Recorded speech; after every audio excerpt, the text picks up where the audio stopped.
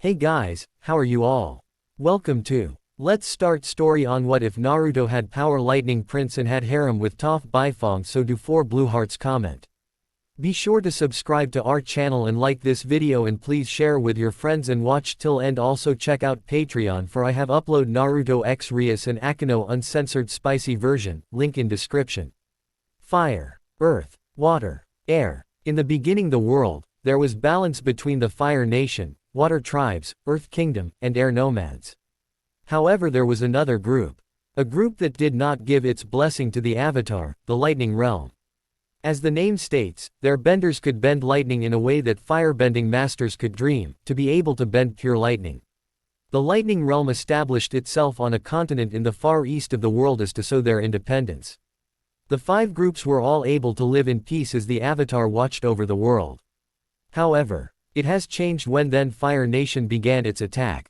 While most of the tribes panicked over the Avatar's disappearance, the Lightning Realm began preparing for the upcoming war. After the decimation of the Air Nomads under Fire Lord Sozin, he set his sights on the large continent of lightning. However, the Lightning Emperor Genji Namikaze used the great power of Susanoo, the legendary spirit of lightning, to destroy the invading army and sent the survivors on the retreat. As time passed by, the Fire Nation concentrated its attacks on the Earth Kingdom. Many firebenders wished to steer clear of lightning or avoid conflict at all. In Lightning Realm, in the beginning of the war, all thoughts were to maintain the defenses around the large country, but the aging Emperor Knew that without the Avatar many others have begun to lose hope. Lightning Realm then decided to begin sending forces outward into the world to try and turn the tide of the war. The war continued on onto the crowning of the new Fire Lords and Lightning Emperors. Now the Great Spirits decide it is time to place on new player. Time skip. Come on milady, push push. A doctor said to the pregnant Queen of Lightning. Today was the day the child of Lightning Emperor Minato Namikaze and Empress Kushina Namikaze. Come on Kushina, I know you can do it, Minato said as he tried to ease his wife through the pain. Shut up Minato. I swear this is entirely your fault. You'll never touch this body again. Kushina was then cut short by another contraction. I see the head, one more push milady. A nurse called to the Empress. Ah. Wah! The cries of the newborn filled the hospital room. Kushina now gently held her new son. Minato stared at the two with love in his eyes. The boy already had a tuft of his father's blonde hair and they couldn't see it now, but he also had the purest blue eyes. So, what should we name him? Kushi-chan? Minato asked. How about Naruto? Kushina said as she rocked the baby. Naruto giggled in his mother's arms. Naruto, I never thought you would use a reference from Ero-sensei's book, Minato said in surprise. Well, he does have his moments sometimes. Kushina said. I wonder what the future will hold for you Naru-chan, Kushina said in her mind. In the center of Lightning Realm was a large mountain that overlooked all of the country. Many Raiju, or Thunderbirds, soared around it as they landed on their perches. At the summit laid a large temple, and inside was what appeared to be a sword in a stone slab and a cerulean jewel that levitate on its own. Finally it begins, the Great Spirit said through its medium. Time skip 5 years. Come on Naruto, surely you can handle this simple move. Jiraiya shouted to his godson. Bite me Ero-sennin, this isn't as easy as it looks. A 5-year-old Naruto yelled in protest as he tried to focus on his katas. Alright Naruto, just give one more try. If you get it right we might have your mother's special ramen. Minato yelled to encourage his son. Minato was waiting to see if what Jiraiya has told him earlier was true. Flashback. Explain it again, what happened at the Grand Temple Jiraiya-sensei? Minato asked in surprise. Minato had left Kushina to tend to their new son as Jiraiya had told him he had an urgent message. It's like I said, apparent some of the sages at the Grand Temple have been talking about some prophecy. Jiraiya said. Prophecy about what? Minato asked. About the war, about the Avatar, and more importantly about Naruto, Jiraiya answered in a serious tone. What does my son have to do with this? Minato said after a moment of silence. To hear that your child may be involved with the Avatar is a huge surprise. The sages told me of the prophecy and I checked with the spirits just to make sure. Jiraiya said. The prophecy states, the lost one in a land of ice. Only to be freed when the time is right. The lost one will be found by the Child of Storms. And from there a new age shall begin. Minato took some time to let the information sink in. His son, Naruto Namikaze, is one of the keys to ending the war. Minato had to know one last thing. The lost one, could that mean the Avatar? Minato asked. The Avatar has been lost since Emperor Genji's time, so we can only guess. Jiraiya answered. What's stopping us from searching for the Avatar now to try and end the war? Minato asked. Minato, you and I both know that you can't go past a prophecy, especially one from Susanoo himself. All we can do is raise Naruto as we think we should and hope for the best. Jiraiya explained. Flashback end. All we can do is hope, huh? Minato asked himself. Now that's motivation. I get it for sure. Naruto's voice caught Minato's attention. Naruto then got back into his horse stance. He closed his eyes to try and feel for the energy within. Alright. No mistakes. Concentrate. Lightning began to arc around Naruto's form. Minato was surprised that the light Ning was white instead of the normal blue. As Naruto got into his final Kata, lightning moved to his fist and a ball of lightning flew towards the targets in the distance. The lightning ball then discharged, hitting all the targets in its field. Naruto then slumped from exhaustion. How's that, Dad? Arrow Sennin, Naruto said as he tried to regain energy. Not bad, brat, not bad. Keep it up and you may be able to go to the next level. Jiraiya said with hidden pride in his grandson. Come on, Naruto, training's over for today, Minato called to his son. But Dad, I can still go on. Please, Naruto complained, readying his eyes for the puppy-dog pout. None of that, your mom expects us back, so come on or the ramen will get cold. Minato warned him. As soon as Minato finished the sentence he was passed by a little yellow blur. And I thought I was the yellow flash of lightning. Minato thought. So Jiraiya-sensei, what do you think? Minato asked his teacher. He's on his way, and if he conti news I should be able to begin his true training in a few years. Naruto's going to need all the help he can get in the future. Jiraiya said. Help and hope, huh? Minato said. Well, if Naruto's anything like his parents, then we have nothing to worry about. I'll see you soon, Jiraiya-sensei. In a flash of yellow lightning, Minato disappeared. Jiraiya stared at the spot and then looked off to the sunset. If the Fire Nation really does plan on using Sozin's comet again, then I guess I'll have to pass on the secrets to Susanoo mode. Naruto, you will be able to be on par if not stronger than the Avatar. Now, one with my research. Jiraiya then continued into the town towards the hot springs. Lightning Realm Palace. So Naru-chan, how was training today? Kushina asked as she started to prepare dinner. It was awesome, Kasen. I finally mastered the kata's arrow Sennin taught me today. Naruto yelled as he watched the ramen boil. Just you wait, Kasen, I'll be the best bender in lightning. I'm sure you will. Kushina said. Don't forget that you still have your sword katas to learn as well, you have been practicing, right? Of course. I'm getting better and better. Naruto complained. Till wish you let me hold an actual sword. Naruto, what have I said about actual swords? Kushina had her legendary frying pan in hand in case he was to get it wrong. Naruto nervously tried to think of the answer before it came to his head. An Uzumaki never draws a sword unless it is to draw blood. Correct. The cooking tool disappeared into hammerspace. Anyway, keep up the training and we will get started with getting you a sword. Kushina said as she placed ramen bowls on the table. Minato walked into the room and saw that Kushina had finished setting the table and that Naruto was already almost done with his first bowl. Minato then let out a small laugh. That's my son, all right. Minato thought in pride before he joined his family at the table. Finally finished paperwork. Kushina sked and then laughed when she saw Minato's expression. Not funny, Kushi-chan, the only way I can finish is to charge my cells to let me move faster. Minato then began eating his bowl of ramen. Kushina jokingly waved her hand. Gomen, so what happened at the meeting? The same as usual, arsenals to be made, reports from soldiers helping resistance groups, and you know what? Minato explained. Oh yeah, that, Kushina said after finishing her third bowl.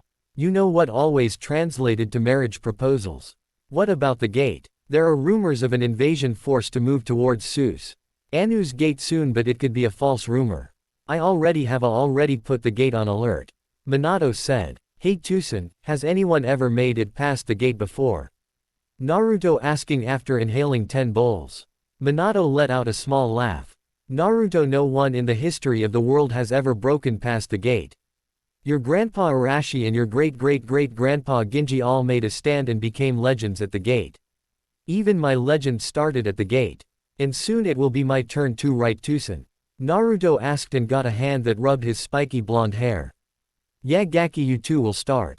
Your legend, but not before I'm too old to flash from here to the air temples and back. Minato joked with his son. Kushina smiled as she watched her two precious people joke around.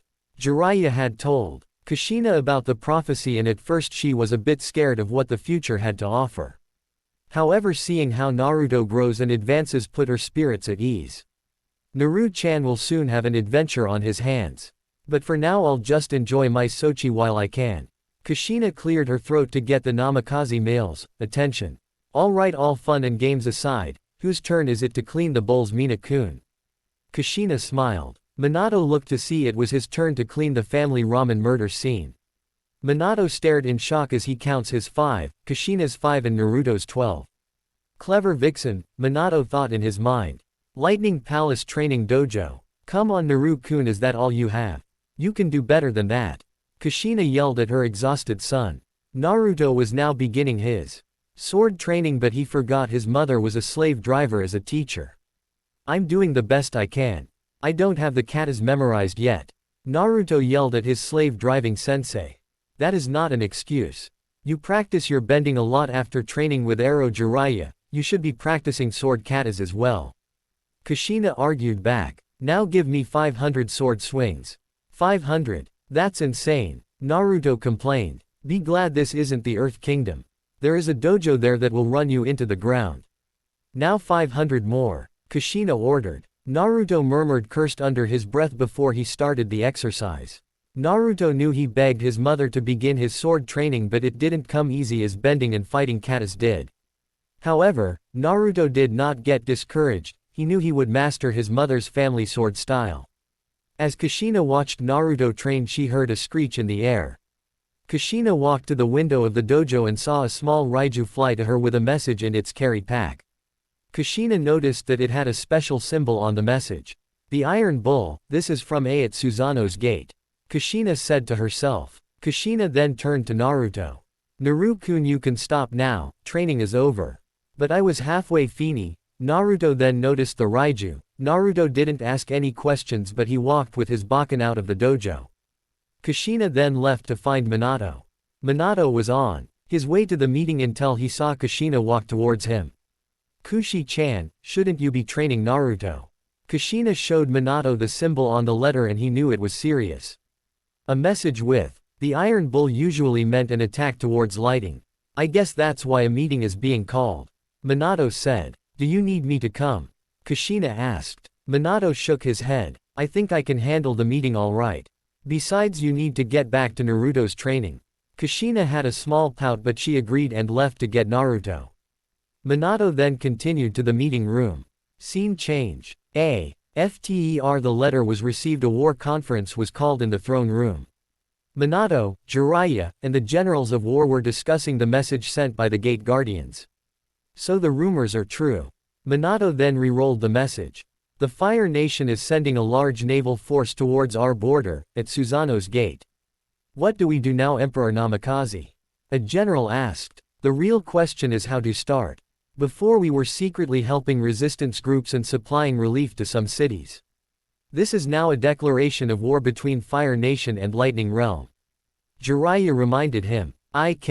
Now I will do what my father and great-grandfather have done before me. Minato rose from his throne. If Fire Nation want a war, then they got a war. I will show them firsthand how our nation has grown. But my lord, what of? The general was cut off when Minato held up his hand. I know that some of the people in the other nations have lost hope. They believe that with the Avatar gone that there is no way of defeating the Fire Nation. Minato started. However, we know better. We have fought 2 battles against Fire Nation and sent them away with 0 casualties on our side. For too long have we ignored the other nations in need. Minato then walked to his throne and pulled out a sheathed katana. Minato unsheathed the imperial sword and raised it in the air. We will enter this war. And we will bring down the Fire Nation. The generals all bowed in respect as the sword of the emperors was in the air. Jiraiya had a smirk on his face as he watched his pupil lead. Jiraiya-sensei, we need to go to the gate and prepare ourselves. Minato said to his teacher. Jiraiya gave him a mock bow. As you wish, Emperor Namikaze. Just you two, sir, shouldn't an entire brigade meet to fight with the Fire Nation? Another general asked. In the time of Fire Lord Sozin, my great-grandfather Genji Namikaze defeated his forces with a small unit and his own power. My grandfather, Arashi Namikaze, GHT with only 3 other men in the last confrontation with the Fire Nation. My sensei and I are more than necessary to fight. Minato explained. Please, you only need me in case the Fire Nation try. Some new kind of device you want me to block and destroy. You're going to be fighting by yourself, aren't you, Minato? Jiraiya asked the obvious question. You always knew what I was thinking. Minato said as he scratched his head embarrassed. But Emperor Namikaze, even then it is still, a general tried to argue. My sensei, the Gate Guardians, and I are more than enough for this fleet. If you have any objections to my decision, then speak now.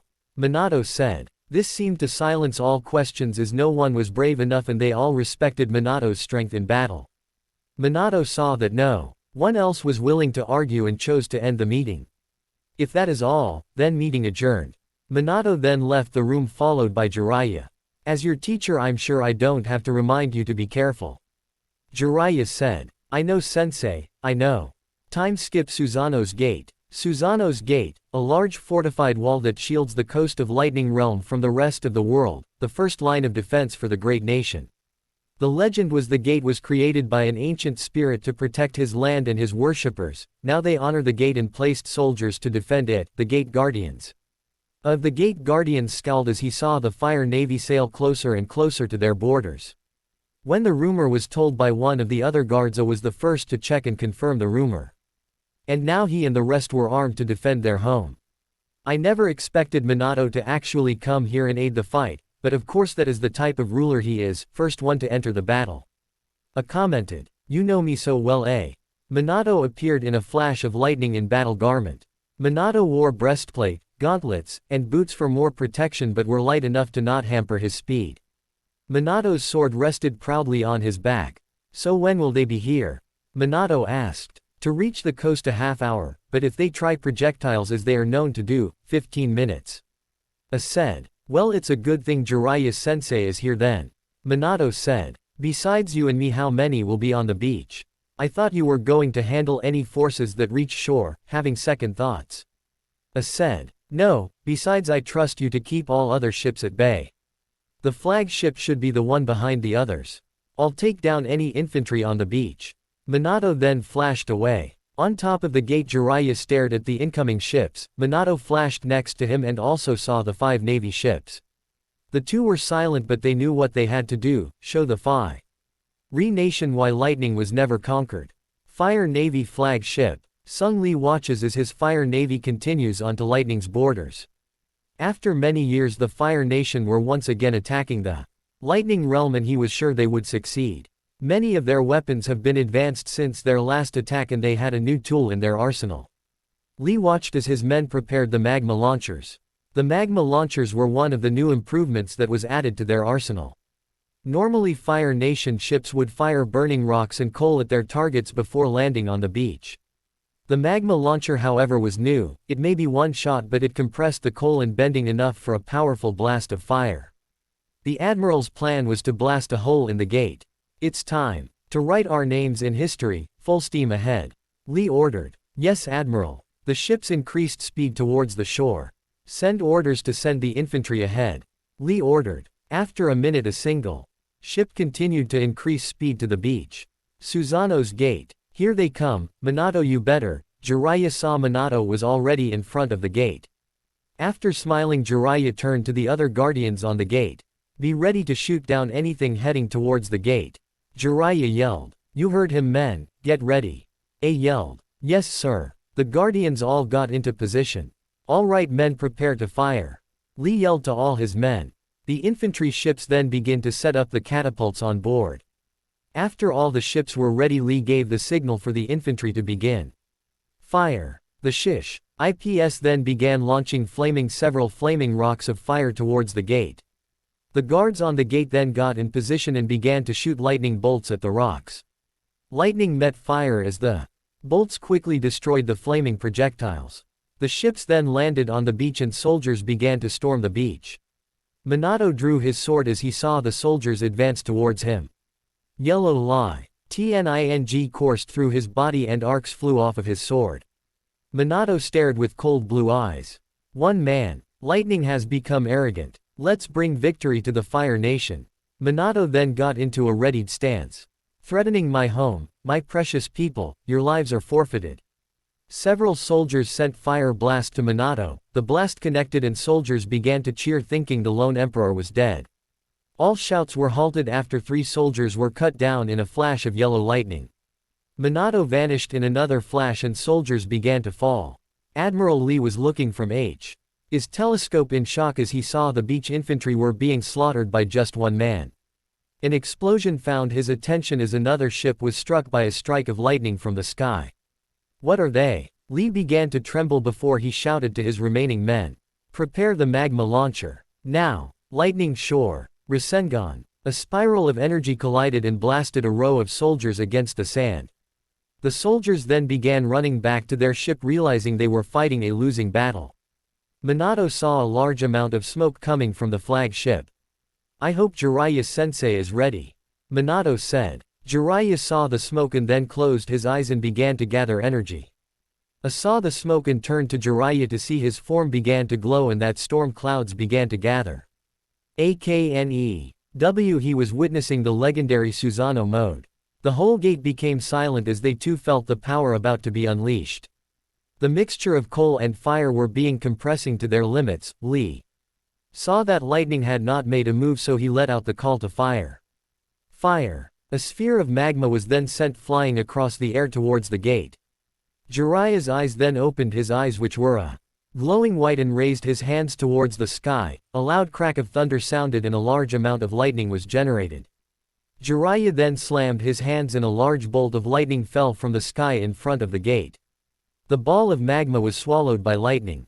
Lee only watched in shock as their weapon failed. It seems that even the spirits were even against them. Lee was about to call to the helmsman until a hand grabbed the front of his armor. You are the admiral of this fleet, are you not? Minato asked. Lee could only give a small nod as he was terrified of the figure before him. Minato glared into the whimpering man, his eyes seemed to pierce into his soul. Minato then dropped the man onto the floor. Leave. Take the rest of your men and leave. Tell your Fire Lord he has a new enemy in this war. Minato then disappeared in a flash of lightning. Jiraiya allowed Susanoo mode to fade as he saw the lone retreating ship. The guardians were busy clearing the streets of the bodies that lay on the sand. Minato then appeared on the ship. So it has begun. Jiraiya said. Yes, we must now be more involved. Jiraiya-sensei, I want you to meet with your network soon. Minato ordered. It will be done. The two watched the ship disappear over the horizon. Fire Nation. One man brought down your whole fleet. The Fire Lord yelled from behind his flames. Why? Yes sir, Lee said bowed to the Fire Lord. He began to cower as he heard the flames rise to the Fire Lord's anger. Leave my sight, Ozai yelled. Lee then quickly left, not wanting to be turned to ashes. I let his anger subside so he could think of what had happened. Naruto just stared at Jiraiya as he peeked with his telescope. Jiraiya always chose this training spot because it had a perfect view of the hot springs nearby. If Jiraiya could voice his opinion out loud he would say Lightning's hot springs were second only to the Northern Water Tribe. Hey Arrow-sensei. If we're not training then I'm leaving. I got more important things to do than watch your peeping session. Naruto said frustratingly. Jiraiya chuckled perversely before turning to his student. Alright Gaki, first thing is first, have you decided on a fighting style yet? Not really. Two Sands lightning armor style is really powerful, especially for multiple enemies. But Ka Sands discharge style is perfect for non-lethal combat. Naruto then smirked. So I decided to combine both. Jiraiya stared at his pupil with awe. Combine both styles, if anyone can do it it's you. However, for what I need to teach you require a different style altogether. Jiraiya got in a ready stance. You know from our other lessons that airbending style of Bagua and that lightning bending is the style of Shaolin. Jiraiya then stepped into a different stance. He pressed both hands together and settled into a horse stance. The wind began swirling around him and thunder clapped as lightning flashed from Jiraiya's cyclone. When both are combined and used together, Jiraiya opened his eyes to show then glowing blue as his lightning. Storm bending is possible. Jiraiya then released his technique and shifted back to a relaxed stance. So how far are you since last time Gaki? Jiraiya asked his speechless student. Naruto then snapped out his admiration. I got the storm part of it down, but it's the wind that is the problem. It also does. Inti help that all air nomads that can help me are either gone or hibernating somewhere. Jiraiya patted Naruto's shoulder. Don't worry about it, Susanoo mode is a state that only a few can reach in. You are beginning to stormbend which most lightning benders can't. Naruto gained a grateful look. Thanks Jiraiya-sensei, I needed to hear that. Jiraiya was speechless. Did you just call me? Ya don't get used to it Ero-sensei. Naruto then started running. Naruto. Time skip 2 year. Naruto could not believe this. He was being dressed in his formal kimono, the haori was royal purple and blue, dark blue obi, and purple hakama. Kushina was helping him prepare. Ka-san, why do I have to do this? You and Tu-san never went through something like this.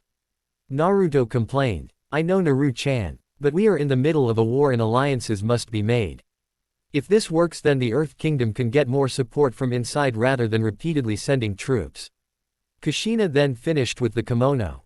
And besides, you look so handsome, Kushina exclaimed. Ka-san, you're embarrassing me. Naruto said with a blush on his face. Soon Minato walked in the room. Is everything ready? Minato asked. Ready as I'll ever be. Naruto answered. The family walked into the throne room and saw their visitors.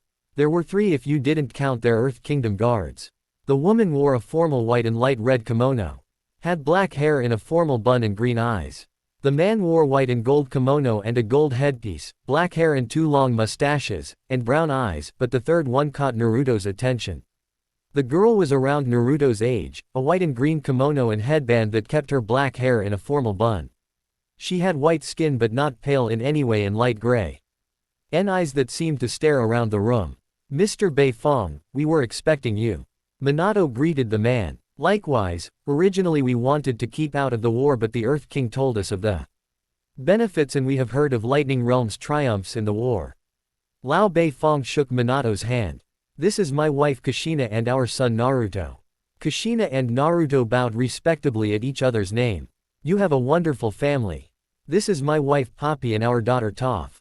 Both Poppy and Toph bowed with Poppy helping her daughter. After the introductions Minato then led them to the dining room and as the family sat Naruto noticed that he was sitting across from Toph at the table. Oh man, another marriage proposal. At least Yu-chan was nice to know and fun to have company with but this girl has been silent all day. Naruto thought. I can't believe I was talked into this, and looking at this guy's aura he isn't much interested either. I bet if they noticed I was blind they would call off the proposal.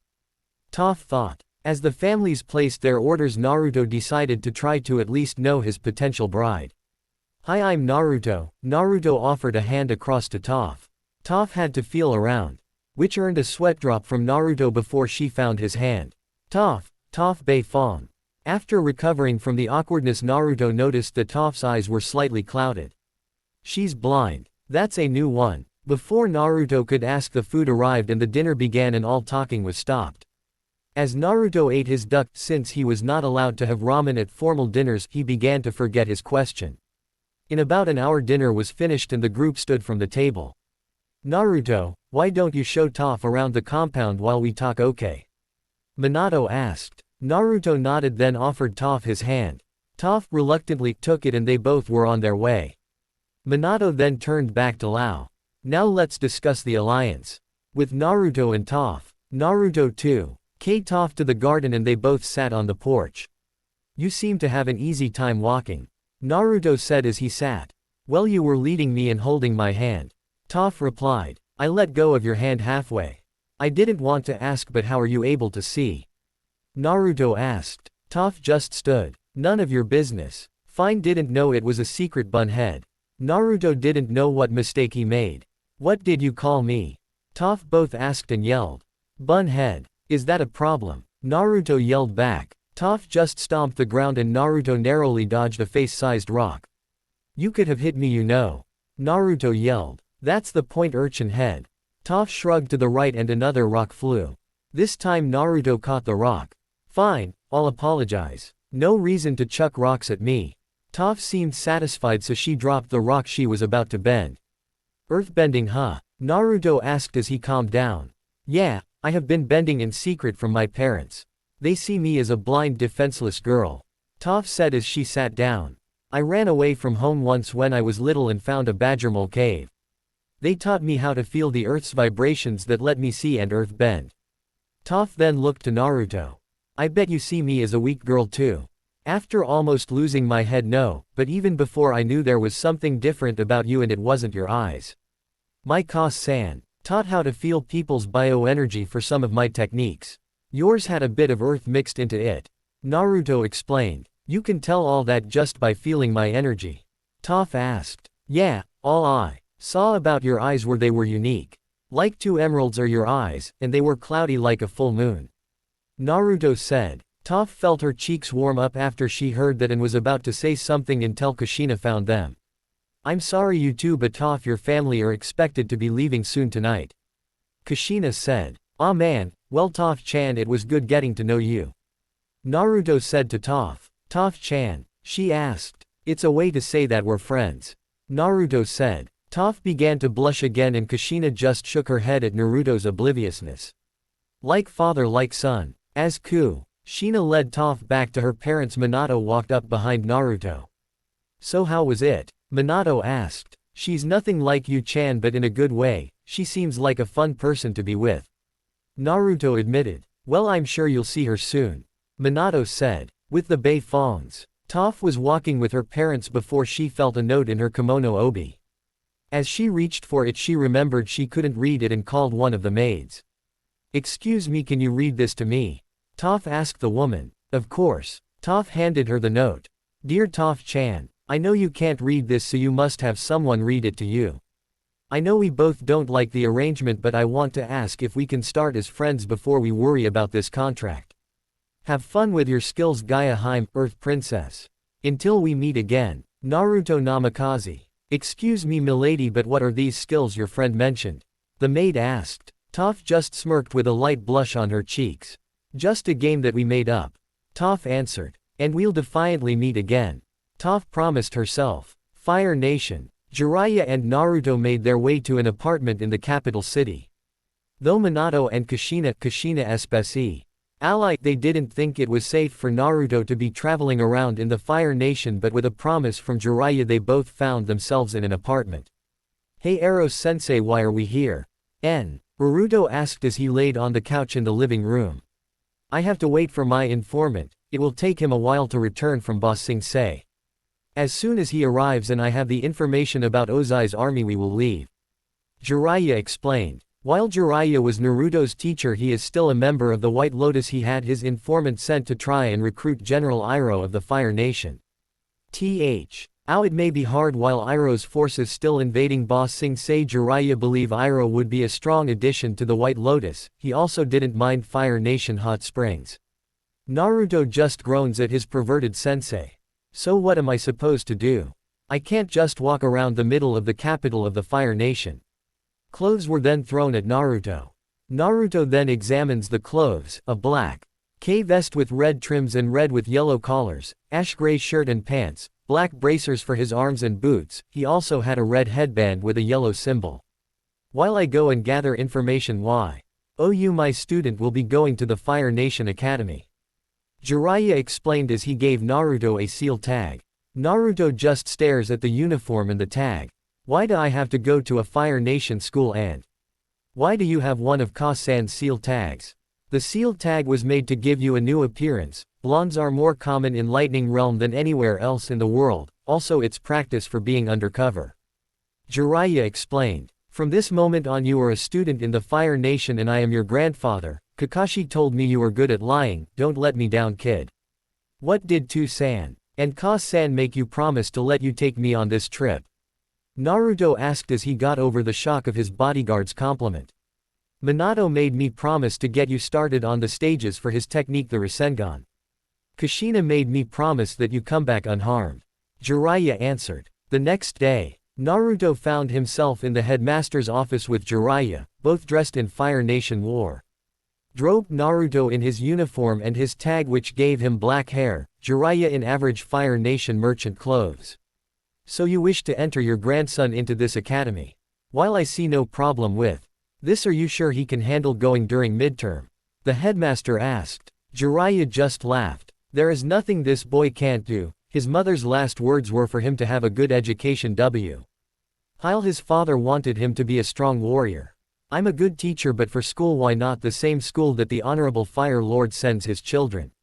The headmaster just nodded, his ego stroked by Jiraiya's lies. Well then, I'm sure your grandson will find this school to his liking. After walking out the office after seeing his new schedule, Jiraiya brought Naruto outside, to others at sea. He was giving Naruto lunch, but Jiraiya was giving Naruto some rules for his safety. Alright Naruto, you only need to stay here for a month. Now a few things. 1. Don't do anything to attract attention, and 2. Try not to be suspicious to the staff. Jiraiya said. Naruto just nodded his head as he took the bento, but in his head. Rule 2 is easy, but Rule 1 I can't guarantee, Ero-sensei. Jiraiya then punched Naruto in the head. When Naruto glared at him, he just said, I know you called my Ero-sensei in your head, Gaki, now have fun and try not to break too many hearts.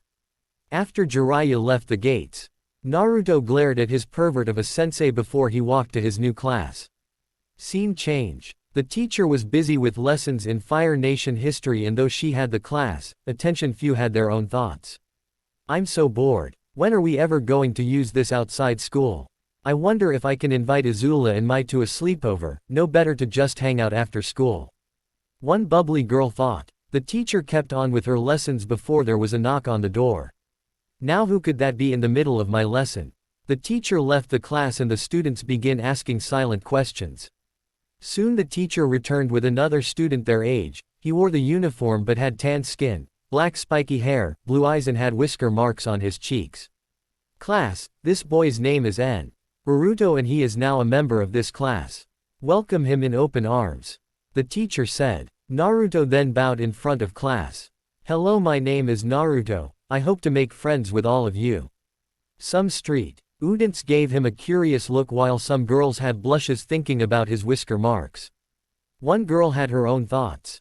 Wow, he's cute. I wonder if his whisker marks are real. Maybe I can talk to him at lunch. The girl thought. Time skip. It was finally lunchtime and Naruto was lying in the field behind school.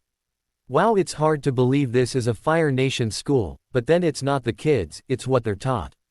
Naruto thought before he sees a girl walk towards him. The girl was in normal uniform for females, but she had brown hair in a small braid ponytail that reached her shoulders and brown eyes. Hi, can I help you with something? Naruto asked the girl. I was just wondering why you're eating by yourself. The girl asked. Naruto just scratched the back of his head. It's my first day, so I don't really know many people here. The girl just smiled before she grabbed Naruto's arm. You do now. I'm Ty Lee and you're about to meet my friends. Ty Lee then began to drag Naruto with her, which was easy due to the now stunned prince. I wonder where Ty Lee went. Azula said to herself as she sat on her usual spot for lunch. Mai just shrugged before she too sat. She said something about whiskers and then ran off. Maybe she found another cute animal in the school gardens. Azula seemed to agree with that before she saw said girl dragging a boy. Well, no animal, but the boy looks cute. Mai looked in Azula's direction before she saw the bubbly girl with said boy. Ty Lee, I think you killed him. Ty Lee stopped, then looked at the boy who now had swirls in his eyes. Ty Lee then began apologizing like crazy when Naruto woke up. It's okay, I've been through worse. I know you already told me your name, but maybe we should have a better introduction. Naruto said. Ty Lee then stopped before smiling again. I'm Ty Lee, the gloomy girl with buns is Mai and the one with the braid is Azula. Mai just nodded her head but glared at Ty Lee for calling her gloomy, while Azula waited for Naruto to start stuttering because of her being the princess. Azula, as in Princess Azula? Naruto asked. Azula then started to grin before the next action shocked her. Naruto just smiled and offered a hand. Pleased to meet ya. I'm Naruto. Azula was shocked but still shook his hand. You know this is not a normal reaction I get from people.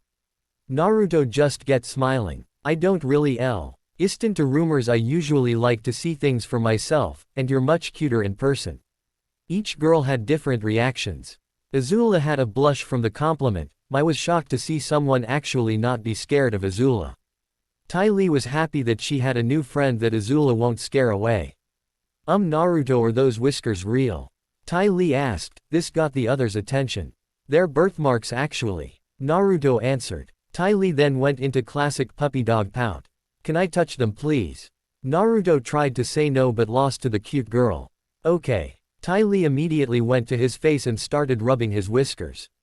This soon made Naruto start purring. Cute, Ty Lee said as she continued rubbing. This soon got Azula involved. Hey, move over Ty Lee, I want to feel them. Time skip. It's nice meeting you, see you tomorrow Naruto. Ty Lee waved to her friend. Sure thing, I'll see you tomorrow. Naruto said as he made his way to the school gate. When Naruto was out of sight, Ty Lee turned to her friends. See, wasn't he a nice guy? I'm trying to get over him calling Azula cute and not getting burned. Mai said, which earned a glare from Azula. Still, it might be fun having him here. Azula said. Naruto kept walking until he was stopped by a grinning Jiraiya. Wow Gaki, didn't know you had it in ya. You scored with not 1 but 3 on the same day. Naruto just glared. What? Are you talking about? They're just friends. I'm not a pervert like you. Jiraiya just kept his grin. You're on your way kid. The next super pervert in the making. This caused a tick mark. You're Lou. CKY were here, otherwise you might find yourself in a smoking crater. Naruto then stomped off to the apartment. Fire Nation Palace. Azula was playing in the garden with Mai and Ty Lee before her mother and Zuko walked in. Ursula then smiled at her daughter. Azula, how was your day at school? Well, it was normal. Then this new guy came in and it got fun. He actually wasn't scared of me and called me cute.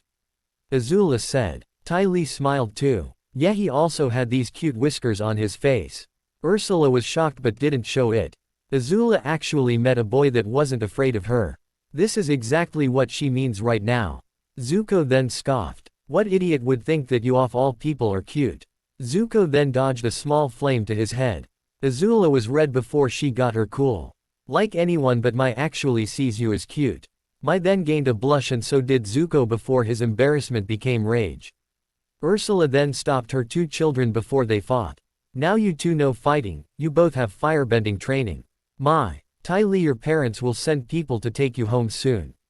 That night, Naruto was staring out the window of his room. He started thinking about his new Friend. DS and now another thought formed in his head. What will I do when I have to leave? Will I tell them the truth or will I just vanish? Naruto thought before he finally went to sleep. Ready or not, here I come. Ty Lee yelled as she ran through the school field. As she looked around, she saw a familiar bun in one of the bushes. Found you. Ty Lee called out at the bun and the person slowly walked out. Yippee, Mai said sarcastically. Come on Mai, you really have to try harder in these games. Ty Lee gave her a sad look. Whatever, can we just find the others? Mai asked. In a hurry to find Zuko, aren't you? Ty Lee asked with a smirk and gave Mai a small blush. Shut up, Mai said as she started ahead. They started looking around for signs of their friends. All that searching came to nothing until they checked the garden. They looked at the tree to find Azula hiding behind it. I'll give you credit, a garden is the last place a little devil like you would hide. Mai said. Azula just CK her tongue at her before turning to Ty Lee. How many of us did you find? Just you and Mai. Ty Lee answered. I wonder where Naruto could be. Azula asked out loud. How about we split up, Mai see? And find her boyfriend and we can find Naruto. Ty Lee suggested. He's not my boyfriend. Mai yelled full blush. Whatever, remember recess last for 10 more minutes, let's hurry.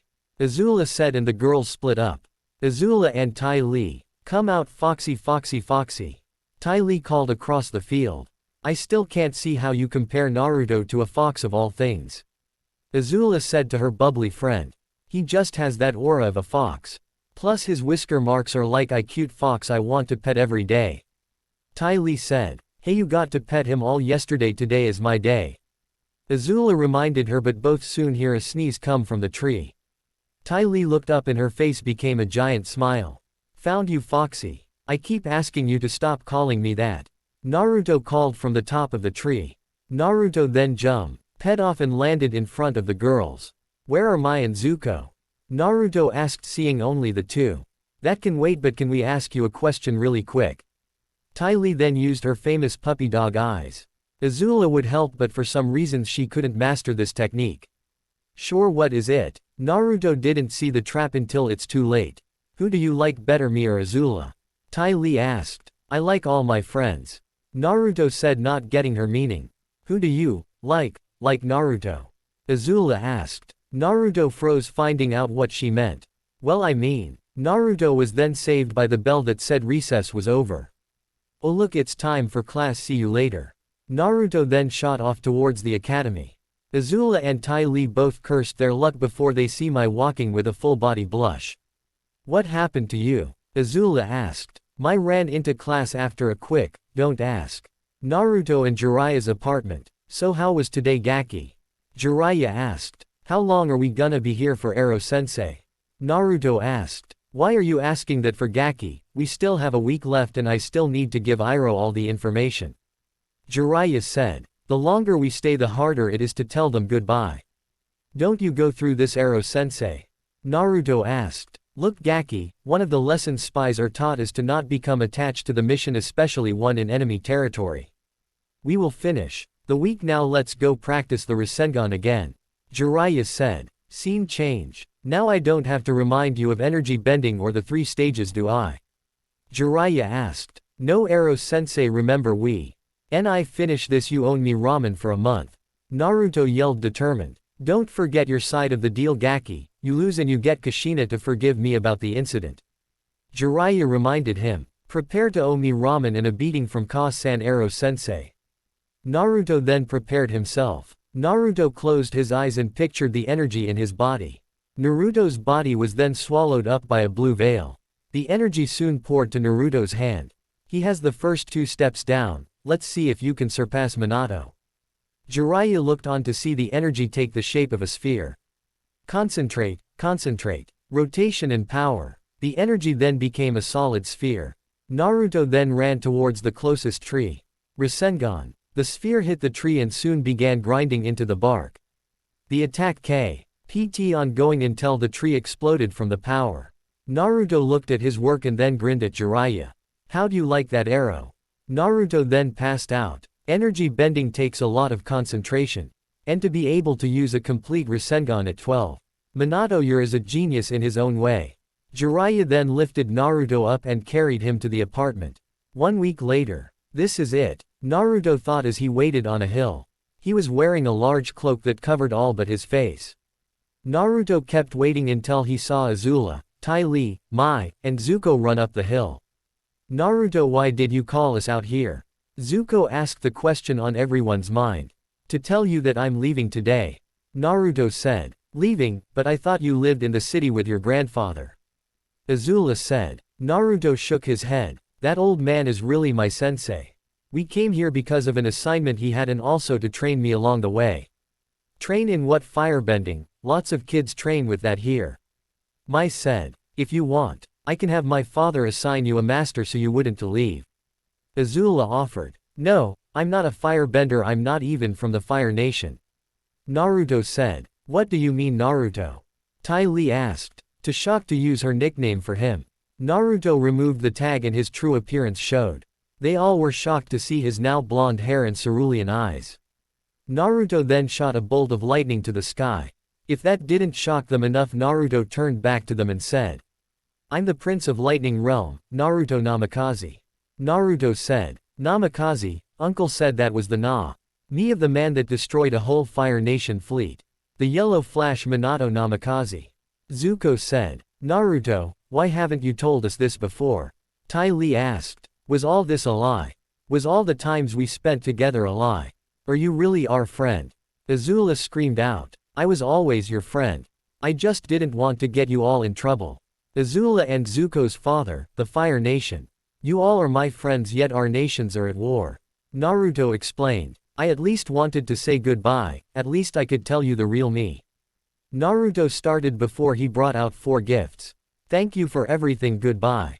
Naruto ran away. Wait, Naruto. Ty Lee yelled, but Naruto was too far away to hear. She looked at the boxes to see all had their names on it. Ty Lee opened hers to see a book and a necklace. She'd passed the others around and they all had books and Azula a necklace. A note dropped out of Ty Lee and Azula's book. Sorry I didn't answer your question. I'll never forget you guys. Naruto. Both Azula and Ty Lee started to cry before they all took a look at their books. Twin sword training, dagger throwing training, Kai throughout the body, lightning basics. We'll meet again, Naruto, count on it. Both Ty Lee and Azula thought.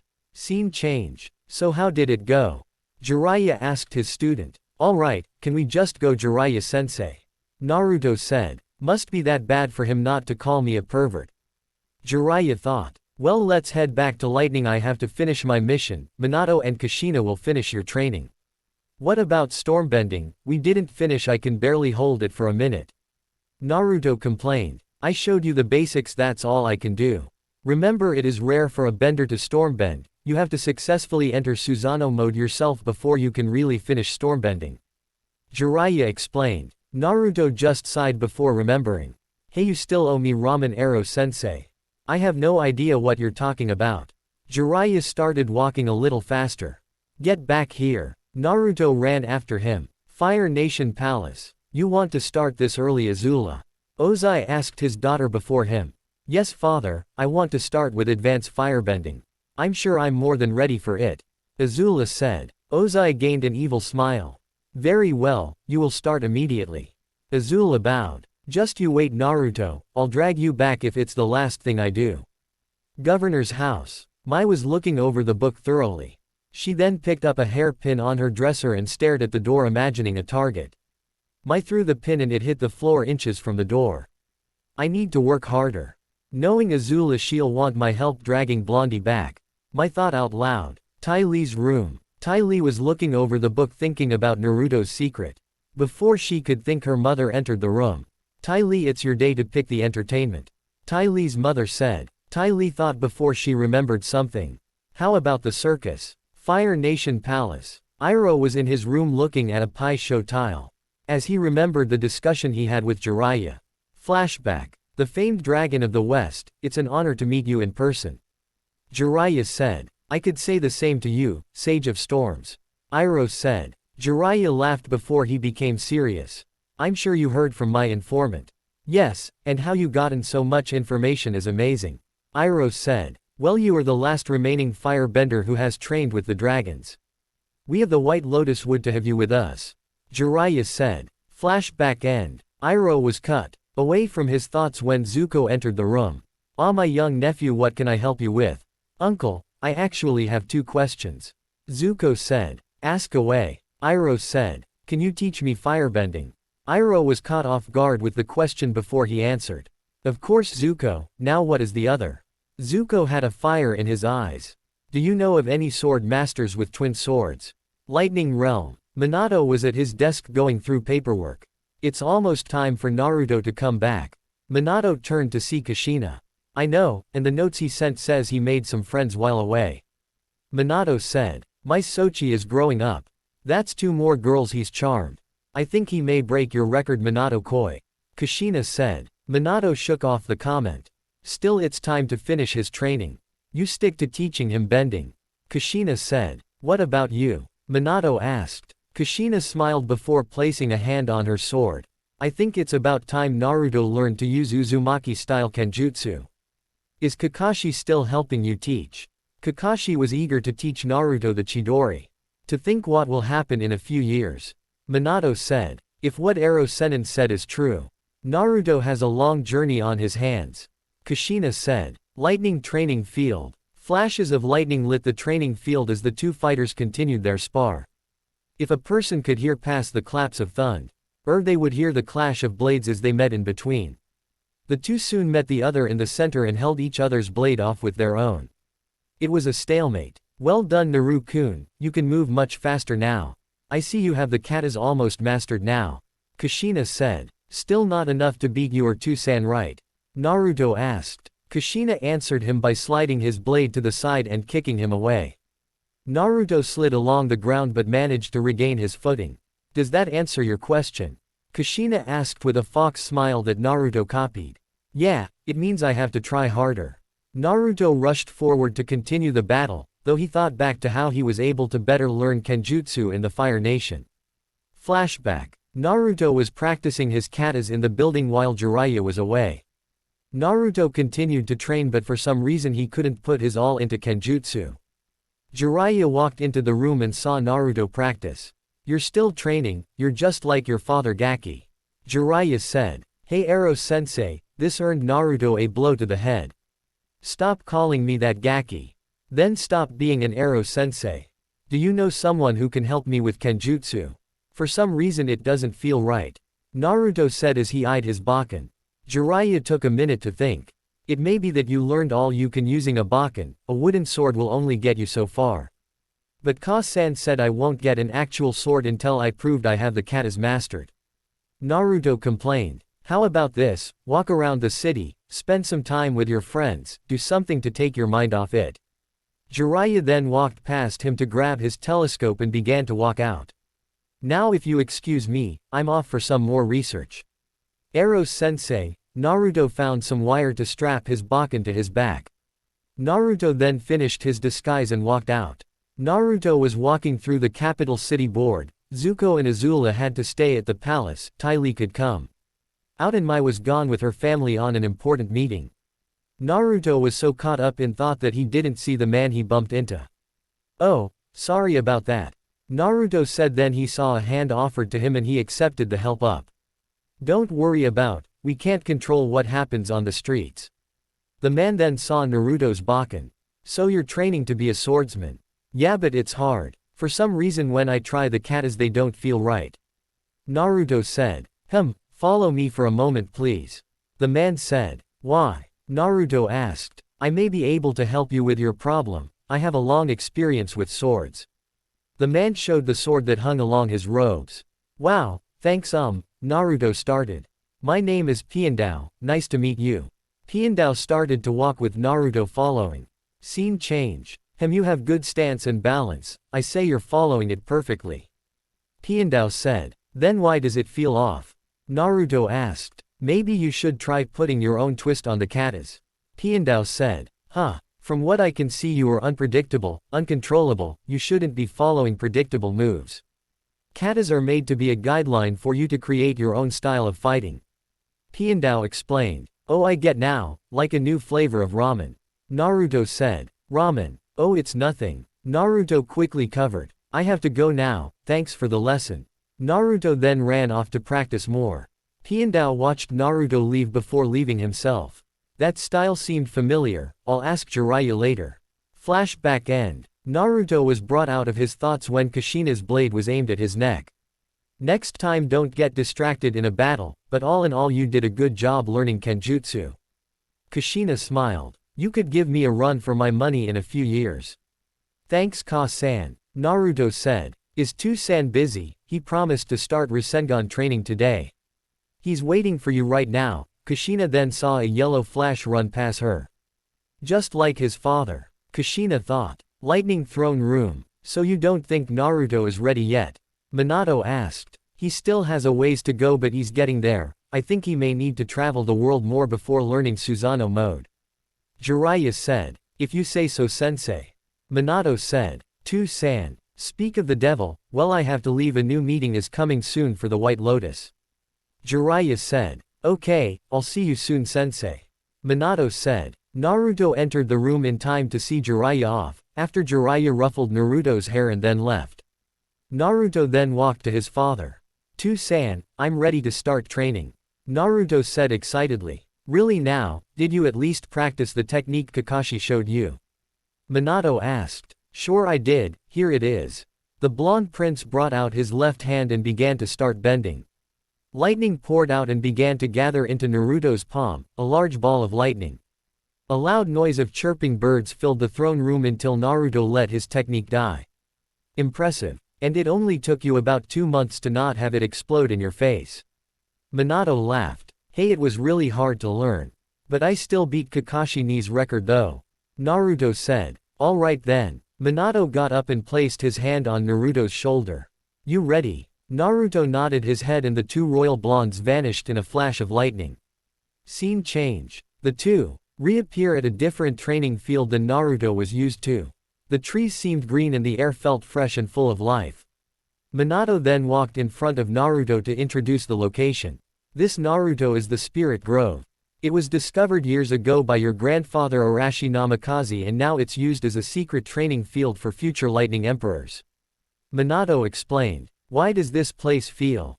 Naruto asked. More alive, this is one of the most spiritual locations in all of lightning. Minato answered him. The perfect place to begin energy bending. Energy bending, Naruto said. Yes, bending the energy inside of one's body. It's a lost art that not used anymore, but some of the most oldest and powerful benders and sages know of it. Minato said. When I learned of energy bending, I took it to the next level by manifesting outside my body. You already know that move. The Rasengan? Naruto asked. Exactly, Minato answered. Now to begin you have to first feel for your Kai. My Kai. Isn't that what I use to bend lightning?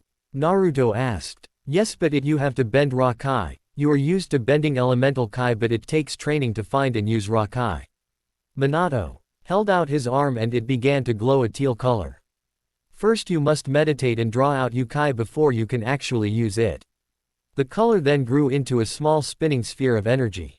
Naruto stared at his father's techniques in awe as he saw it spin and then die. So I just have to feel for my Kai and I'll be able to use the Rasengan. Slow down, first you have to meditate to even get a feel for it. That's why I brought you here, this place is great for meditation. Minato explained. You'll spend all day in here until you can fully begin training. Just one day? Naruto asked. It only takes one day in here. Really helps to speed up the process. Minato then began to leave. I'll be back soon to check your progress. Hey, I don't know the way to get out, you're just going to leave me here until I get it. Naruto yelled. That's how I was taught, later. Minato then flashed away. Naruto grumbled out a few words before closing his eyes and meditating. Eros-sensei made me meditate a lot when we practiced bending. How hard can it be to find my Kai? Naruto closed his eyes and began to feel for his Kai. The first thing he felt was pressure and energy like a lightning and he turned away from it. How to find my Kai? Raw non-elemental Kai. Naruto thought as he kept searching. Naruto soon felt a calm energy flowing within him. Is this Kai? Minato was watching Naruto from a small distance away. He had never left, he just need a way to get Naruto to concentrate only on the exercise. He's been training hard ever since he came home from the Fire Nation. I know Jiraiya-sensei told us what happened but still. Minato thought as he saw Naruto began to draw out his Kai. Already has my record beat by a few seconds, the little Gaki. Minato smiled. Naruto, I don't what may happen when you begin traveling, but I know you'll become stronger from it. Naruto's form began to shine a bright blue light. He then opened his eyes and saw he had unlocked his Kai. I did it, I did it. Scene change. Grand Temple. Minato was not the only one to see Naruto unlock his Kai. The ancient spirit also saw Naruto awaken his Kai and soon thought ahead to the future. Soon, everything will begin soon. Time skipped 2 years. My little baby grown so fast. Kushina said as she had tears as Naruto prepared to leave. Ka-san, I'm not a baby anymore. Naruto complained. Kushina then pulled her son into a hug. You'll always be my baby boy Na-chan. Kushina reminded him, much to Naruto's ire. Ka-san, I'll be careful and right back to okay. Naruto said. You better. Kushina said. Now Kushina let Naruto be. Minato arrived to see his son and Jiraiya off. Not many people from our nation get the chance to explore the world. Naruto should have some time to see the world before he really becomes involved with the war. I may not be fighting the war directly, but I'll still help out as much as I can. Naruto told his father. I know you will. If you're anything like us, you'll be saving entire nations and more. Naruto. Minato said. Minato then let out his hand and an average-sized Raiju landed on his sleeve. Think falcon size. This Raiju will be your way to communicate with us from across the nations. Don't forget to contact us or Jiraiya if you need anything or to tell us anything. Minato said. I will too, San. Naruto gave his father a manly hug and another hug to Kushina. Well, I'm off now. Take care of yourself, Naruto, and don't be afraid to bring me grandchildren either. Kushina said. Ka-san, Naruto sighed. Kushina was in the phase where a mother was waiting for her children to bring her grandchildren. Don't forget to enjoy yourself out there too, Naruto. You are 15 now, don't be afraid to have fun and live life. Minato smiled. He's right, Gaki. There are many sights to see around the world, and take it from me, you want to see them all. Jiraiya's head soon met a frying pan Kushina pulled out of nowhere. Just get my son to the Earth Kingdom safely, hentai. Kushina said. Naruto and Minato shook their head at their perverted teacher. Naruto soon walked with Jiraiya as they made their way to the ports. So what did you want to talk to me about, Ero Sennin? Naruto asked. Gaki, just while you're traveling you may want to check out the Southern Water Tribe. Jiraiya said. The Southern Water Tribe, why would I need to go there? If we need the Water Tribe for anything, shouldn't we go to the Northern Water Tribe? Naruto reasoned. The Southern Water Tribe's warriors are all out fighting the war, leaving mostly the children and the elderly. Also, from the vision you told me, I'd say it's leading you south rather than north. Jiraiya explained. Naruto thought out what his sensei had said. Once while training with unlocking Susanoo mode he received a vision. The vision was a beam of light shooting from a frozen wasteland. Naruto didn't know what that means, but something told him to find that light. Fine then, Ero Sennin, I'll listen to you this one time. But I'll check it out after I see Toph-chan again. Naruto said. Ah yes, your blind beauty, I wonder how she has grown since you last saw each other. You two message each other so much, you're practically a couple. Jiraiya avoided a fist to his side. Anyway, do whatever you want, Gaki. As soon as we enter the Earth Kingdom we separate. Naruto nodded and looked and saw the Y have arrived to the small boat that will take them to the Earth Kingdom. Naruto looked at the boat, then out to the water, wondering what adventures he will have outside his home. Earth Kingdom waters. On a fire navy boat, blasts of fire were coming from both directions. Iroh watched as both his niece and nephew spar against each other. Azula had the most talent, but it was clear Zuko had the most potential. That is enough. It is time to break for lunch. Iroh said. Both Zuko and Azula stopped and then bowed to each other. The three then gathered to a table and began to wait for the chef. You both are doing well. Soon you will be able to master the next set. Iroh congratulated them. Uncle Iroh, does that mean we'll be powerful enough to take on a lightning bender? Azula asked. Azula quit asking. Fighting other fire benders is one thing, and lightning benders are a whole other level. Zuko then clenched his fist. I don't think we'll be able to take one in a battle. We will be. Azula then walked away from the table. Azula then gathered lightning and then sent it flying into the air. Just you wait, Naruto, I'll set things right. Southern Water Tribe waters. In the dark depths of the Arctic Ocean, a small light illuminated the deep. Inside a glowing iceberg, a silhouette of a boy's white eyes began to open before closing again. Time skip. Through the frozen tundra of the south, a figure could be seen struggling against a blizzard. Naruto silently cursed as he treaded through the ice and snow. Stupid Ero Sensei, why in the world do I have to suddenly go to the South Pole? Naruto asked out loud as he thought back to his reason for being in the Arctic region. Flashback. When the boat that took Jiraiya and Naruto arrived in the Earth Kingdom, Jiraiya felt the need to teach Naruto a few more things before he headed down to the south. Using certain connections they both were able to gain new clothing and supplies as to not draw much attention to themselves. Jiraiya was now garbed in a simple green robe with a darker emerald green vest over it. His large Geta sandals now replaced with simpler sandals. When Naruto asked about the need to change, all he got was a lecture in stealth. While Naruto hated having to hide who he was, he agreed, seeing as they didn't know how far the Fire Nation has taken root in the Earth Kingdom. Naruto now wore black martial arts style pants, a dark green GI-like shirt, and a pair of sandals. While he agreed to the clothes, he demanded to allow his hair to stay the same color.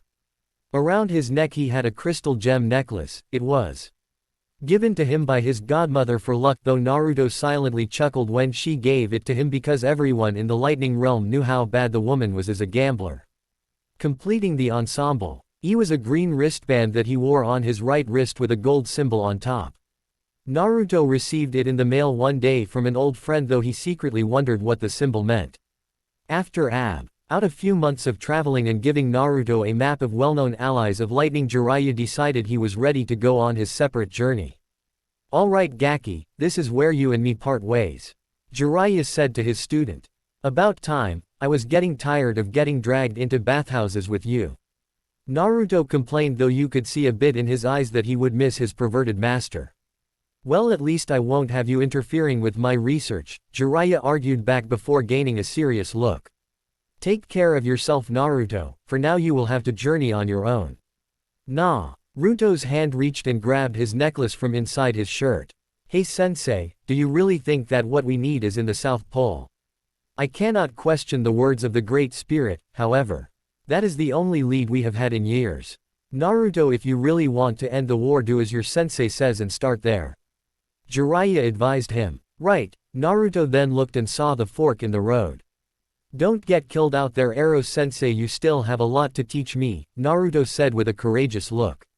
"And you still have a lot to learn Gaki," Jiraiya said back. "Remember what I've told you, for they will take you far." At those words Jiraiya walked forward and took the left path leading to parts unknown. Naruto watched Jiraiya walk off and looked down his path. "Alright, let's get this journey started with," Naruto exclaimed as he took his first few steps, though unknowingly, towards his destiny.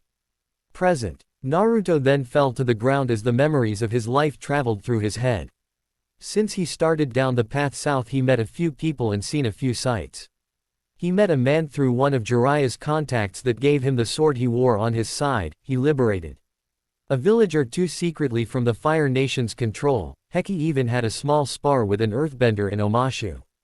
"This is how I'm going to die, I can't believe it," Naruto said to himself. "I still have some promises to keep, damn it."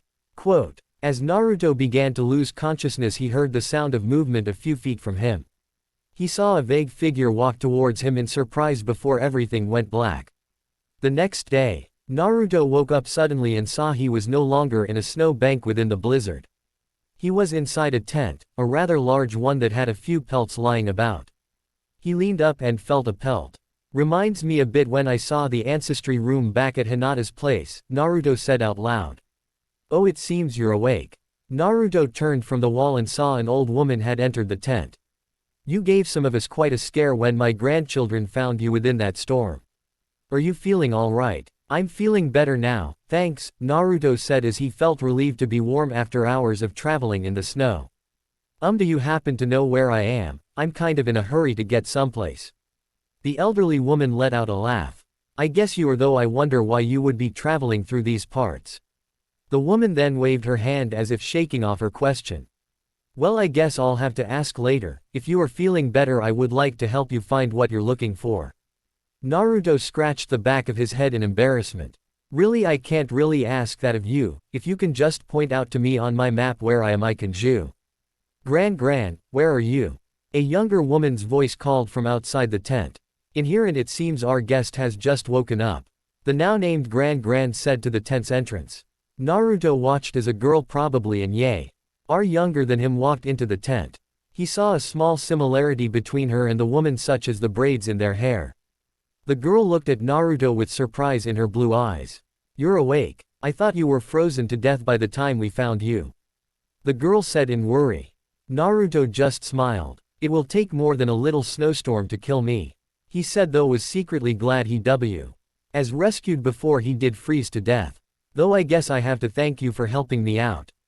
"Well, it was me and my brother who helped carry you, but why are you out in the snow to begin with?" the girl asked. "Now Katara manners. Speaking of which, where are mine?" Gran turned to Naruto. "My name is Kana, though I prefer if you call me Gran," the woman said with a playful look. His young lady that helped rescue you is my granddaughter Katara." Katara nodded and offered a hand to him. "It's nice to meet you, she said in confusion. "Oh right, I didn't introduce myself either." Naruto scratched his head again in embarrassment. "My name is Naruto." "Naruto, huh?" Kana looked at him knowingly. "So Naruto, like my granddaughter said, what are you doing wandering around in the South Pole?" Naruto stopped to think. While the Southern Water Tribe's soldiers were fighting the war, their village was not. He didn't know how they would reach if he just said he was searching for the village. I seem to have gotten lost while traveling. Do you happen to know where I am? Naruto asked. If you were traveling from the Earth Kingdom, you must be really far from where you're going. Kana said with a small chuckle. Young man, you were in the Southern Water Tribe village. Katara said nothing as she was focused on the boy's unique hair. That hair color, how did you get it like that? Katara asked. Naruto froze as he had to think about a cover story for his hair. I was born with it. You'd be surprised how many times I am asked that. It is a rather unusual color to have. Anna once again looked at Naruto with a certain look. There is only a few known for that kind of hair. Then I guess I'm not alone in the world. Naruto laughed nervously. Well, if I can have my sword back in a coat, I'll be on my. Nonsense boy, you just woke up and it would be foolish if we let you out as you are now. Kana said. Katara take Naruto around the village. As for his sword. Ra held the bridge of her nose in frustration. I know where it is, and I'll show him around Gran. After getting a dark blue jacket and some boots from the tent, Naruto now found himself in Katara's care. When they left the tent, Naruto was surprised to see a group of children, women, and elderly watching him. This must be the families of those off fighting the war. Naruto thought sadly until Katara got his attention. Well, entire village, this is Naruto, entire village Naruto. Katara said as she introduced the mysterious blonde. Naruto gave them a small wave but saw some of them back off. I and some of the Shire children hide behind their mothers. He then looked to Katara. I'm not that scary looking, am I? Like I said, someone with that kind of hair is rare. Katara tried to explain. Anyway, if you want to find your sword, we have to find my brother. Your brother, what is he like? Naruto asked as he followed the girl away from the crowd. Well, how can I put this? Katara thought before they both saw a boy walking towards them. Oh no, she whispered. Naruto wondered why she said that until he saw a boy his age walk in front of them. The boy looked to be Naruto's age as he walked towards them with a look. Katara, what are you doing with this guy? The boy asked his sister. Sokka, he just woke and Gran told me to show him around. Katara said, though you could hear a small bit of frustration from her voice. Show him around, for all we know he could be from the Fire Nation. Sokka yelled as he accused the boy. I don't know why you wanted to help him in the first place. We couldn't just leave him out there to die, Sokka. Oi. The two siblings stopped bickering as Naruto got their attention. Look, Sokka was it, you had every right not to help me since I was a stranger wandering around. Sokka had a look of pride that someone took his side even if it was the person he was accusing. But, I appreciated that you both went out of your way to help me. Naruto finished with a smile to them both. Katara tried to hide a small blush on her face. It was nothing, we couldn't in all good sense leave you in that blizzard. You should be thanking Sokka. Why should he thank me? Besides me having to help carry him? Sokka asked. If you haven't went training, when the blizzard started we probably wouldn't have ran into him. Katara said as she made air quotes around training. Woman, I was busy getting ready in case the Fire Nation ever shows up. Sokka let out a huff and crossed his arms. You're a warrior? Naruto asked in surprise. Hot, all the warriors of the south were off fighting the war. As soon as that left his mouth he regretted it as both siblings had a sad look in their eyes. I was too young to travel with them when I left. Sokka then pulled out his boomerang and aimed it at Naruto. And yeah, I'm a warrior, what of it? Sokka, Katara tried to soothe her paranoid brother. Not everyone who wanders around the snow is Fire Nation. Gran seems to trust him and look at him. Katara somehow was holding a chibi Naruto who had watering puppy dog eyes. Does he look like someone who can cause trouble? If only you knew. Naruto thought as he continued to look innocent. Sokka looked frozen at the sight and then looked away. Fine, if he isn't threat, why was you carrying a weapon? You mean my sword? Naruto asked him. Sokka nodded and showed the two of them to a large tower made of snow and ice. Lying next to the fortress was Naruto's sword still in its sheath. Thank goodness, I thought I lost it. Naruto yelled in gratitude. Ka-san would have killed me. Ka-san, Katara said confused as she repeated the honorific. Naruto cursed himself for the slip-up and then looked at the girl. It's part of a language from where I come from. We have suffix or honorifics that we add or use for names. And what was the one you used means? Sokka asked as he now was interested. Ka-san is mother basically. So I'm glad you took it with you instead of leaving it in the snow. Naruto said. Don't worry about, by the way when I pulled the sword out it looked weird. Sokka said. Weird how? It's a normal sword isn't it? Katara asked. Sokka decided to demonstrate and picked up the sword. When he was a bit of a distance away he drew the blade from its sheath, that's when Katara discovered. The edge is on the wrong side, isn't it? Katara asked as she thought back from what little Sokka ever said about swords. It completely is. Sokka walked forward so she could have a closer look. It's not double-edged like some. It only has one, and it's on the opposite side when you take it out. You're talking about my Sakabato, right? Naruto said, reminded the two he was still here. Sokka then sheathed the sword and handed it to him. Sakabato, is that another one of your fancy made-up words? Sokka asked. Naruto gave him an annoyed look and shook his head. No, and it's not made up, just more common where I'm from. Sakabato, otherwise known as a reverse blade sword. Reverse blade sword, Katara repeated slowly. What kind of person would make a weapon like that? It would make it hard to cut anything. Sokka said. That's the point. The Water Tribe siblings looked at Naruto in surprise. Naruto, however, continued to speak. There's already enough bloodshed going on in the war, I see a weapon like that, so I wouldn't add to it. Katara looked at him in a new light while Sokka inwardly admitted that it was an honorable idea to do.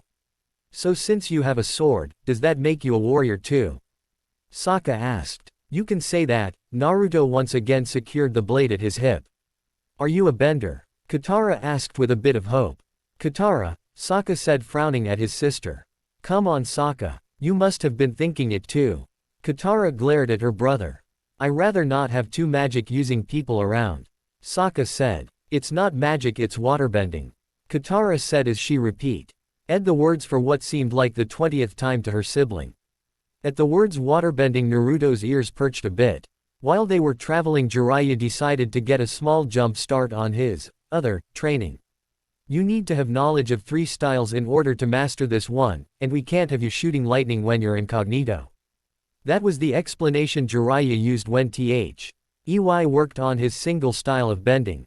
Jiraiya himself could manipulate certain elements to a degree, though he chalked it up to his training for enlightenment, giving him his title as a sage. During the months they traveled to one of the air temple to pick up some of the forms of airbending, and through another of his contacts Naruto knew some katas of waterbending, though he had yet to actually bend the water. Actually I am a bender. Though I'm not a good one. Naruto grinned as he scratched his head. What do you mean by that? Katara asked. Naruto sighed, might as well give it a shot now. Naruto got into a form and tried to focus on the snow on the ground. After a minute Katara and Sokka looked surprised as he lifted up the snow and formed ice. You're a waterbender. Katara said with a happy look. Great. Another one, Sokka silently complained. Naruto set the ice down, hiding the look of surprise he had himself. I did it, I actually waterbended. Great, now you both can go splash around to your heart's content. Sokka said. Naruto looked at Katara. So you're a waterbender? Katara gave him a nod. Yeah, I don't know if it is obvious from the stories of the war, but you. Looking at the only waterbender in the Southern Water Tribe. Naruto nodded with a bit of a sad look. War and going as far as genocide, Ozai, you just sink lower and lower. Naruto got rid of the look of sadness. So I guess you don't have a teacher. Katara shook her head sadly. No, all that I know has been self-taught. Wow, that's an accomplishment in itself. Naruto said as he gave her the namikaze TM grin. Katara's face lit up red. No, it really isn't. To self-teach yourself an element shows talent, at least that what some of the people I met would say. Though it's cool you reached at least some level by yourself. Naruto continued to smile. Not really, I have trouble keeping a ball of water together, especially with a fish inside. Katara said dejectedly. I can vouch for that. Sokka said as he was reminded of the times Katara practiced. Well, practice makes perfect. Naruto said. Maybe you could teach me, I mean, if you want to. Katara blushed in embarrassment. Ah, that's where you 3 have been. Kana said as she found the three by the tower. Gran. Katara jumped in surprise. Sokka laughed a bit in humor seeing his sister flustered around the stranger. I see you've met my other grandchild and found your sword Naruto. Kana said. Yep, now that I got this, Naruto placed a hand on the hilt of his sword. I can head out on my way. Head out, you have to leave. Katara asked. I don't know about you man, but if you're looking to travel out you might want to think again. Sokka said. Why is that? Naruto asked. Sokka walked to his tower. Remember that blizzard from yesterday? It's actually more common now especially this year for some reason. He moved a bit of snow away and showed Naruto the ice underneath. That was the third time in a row a blizzard hit. We don't know why but Gran thinks it might be spiritual. Katara also explained. I have been seeing some strange signals as of late.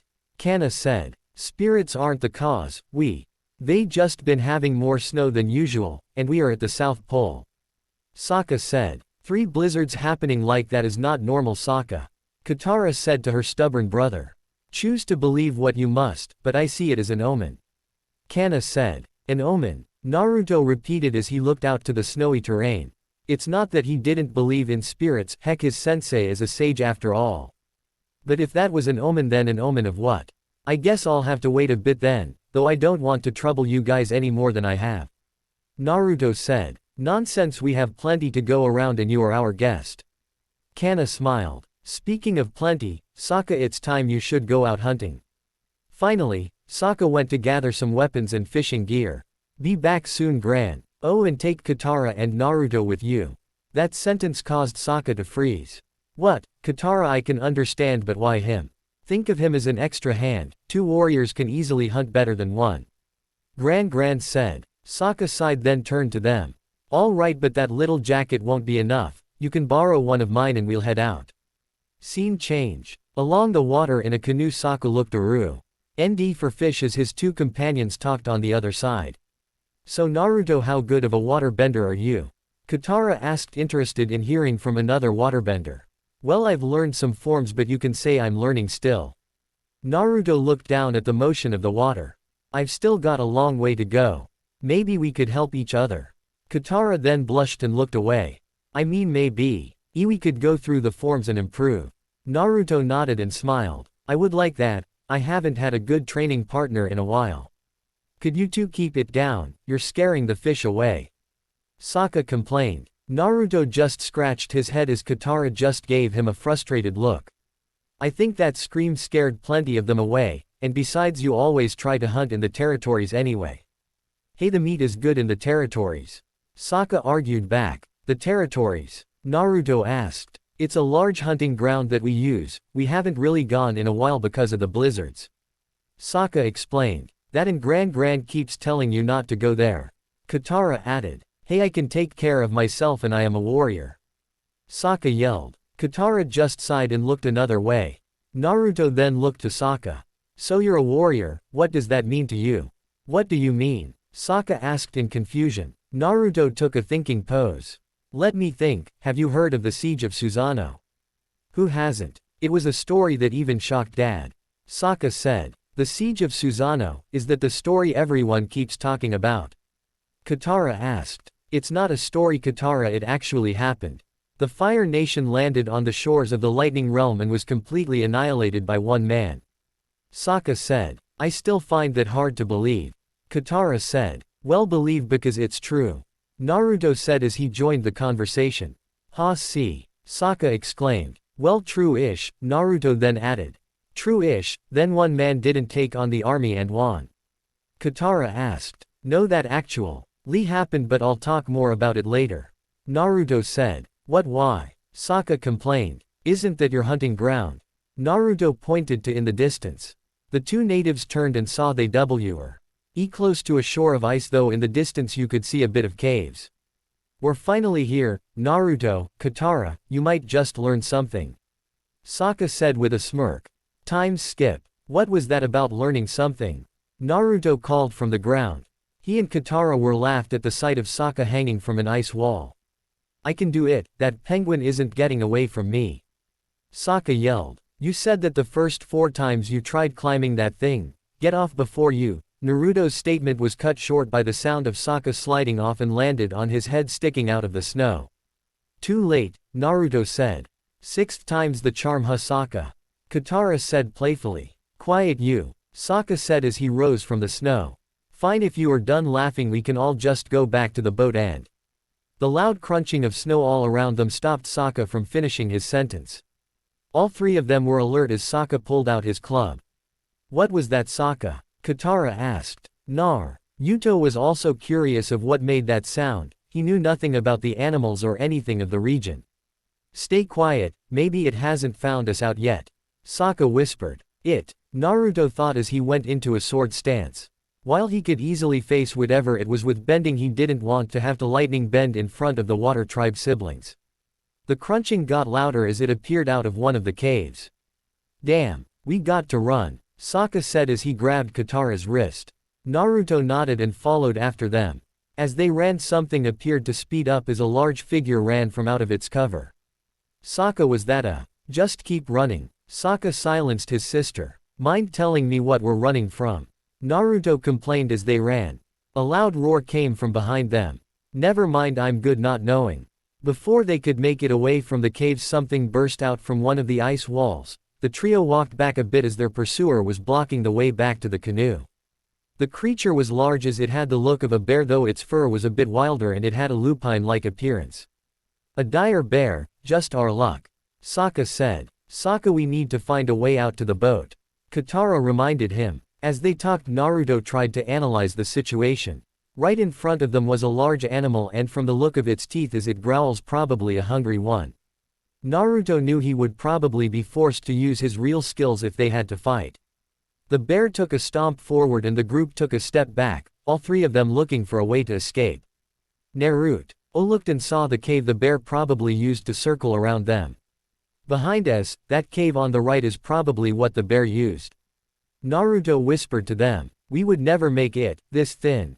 Just testing us, waiting for us to make the first move. Sokka began as he held his club in front of him. If we run he will attack, but if we don't do something soon he'll think we can attack anyway. Maybe if I, Katara, though, as she looked at her gloved hands.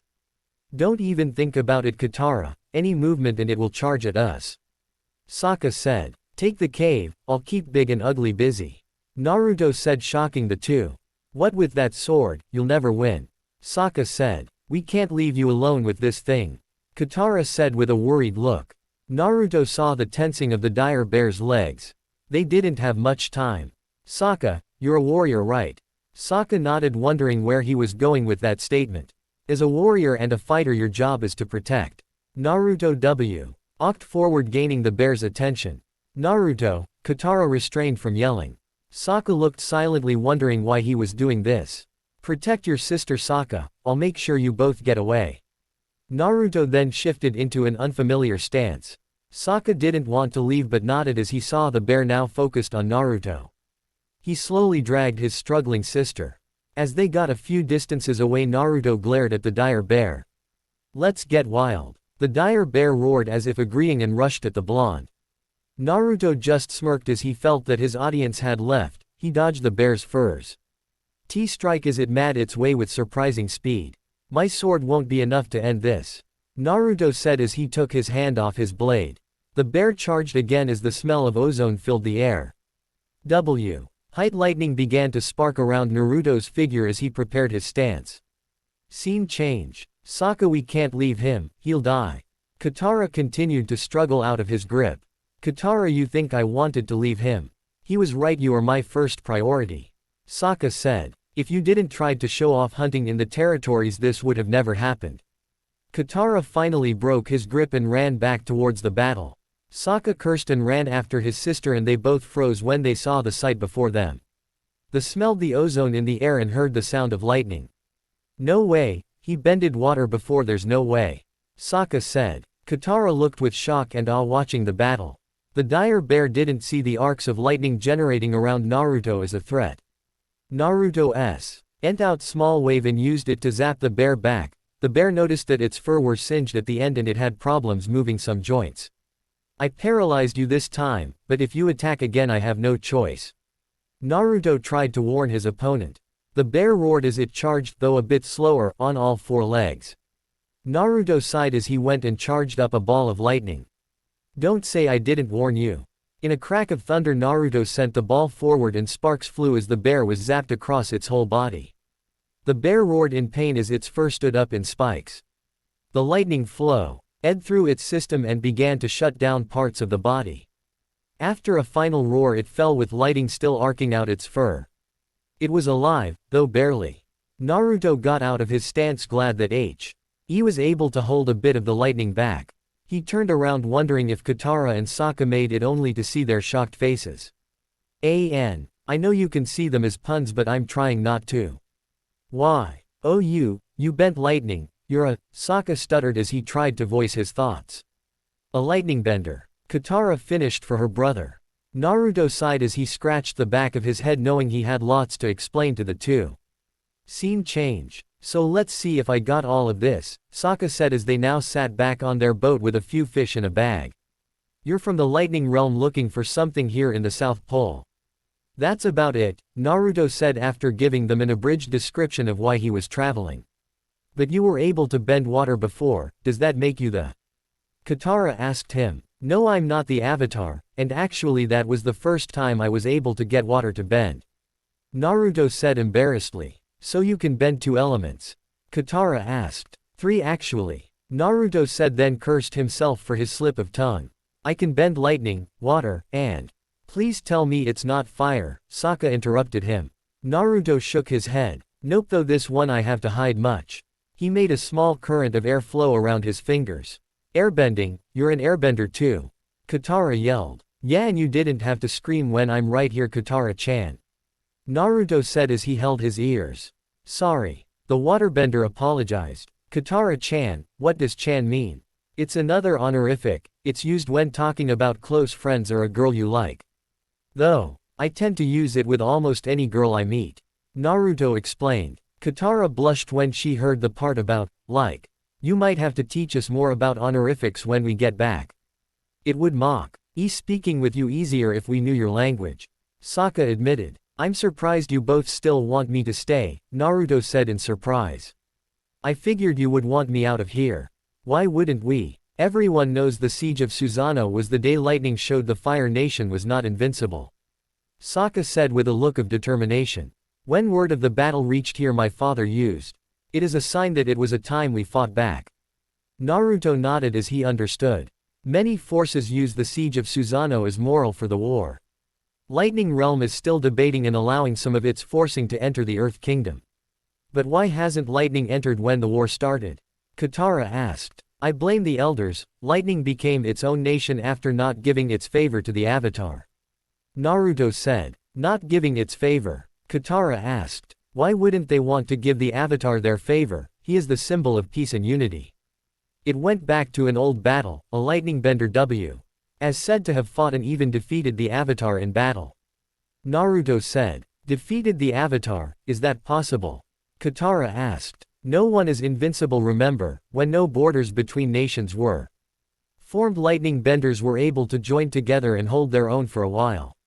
When the Avatar came to stop the wars and eventually form the four nations, lightning left and formed their own.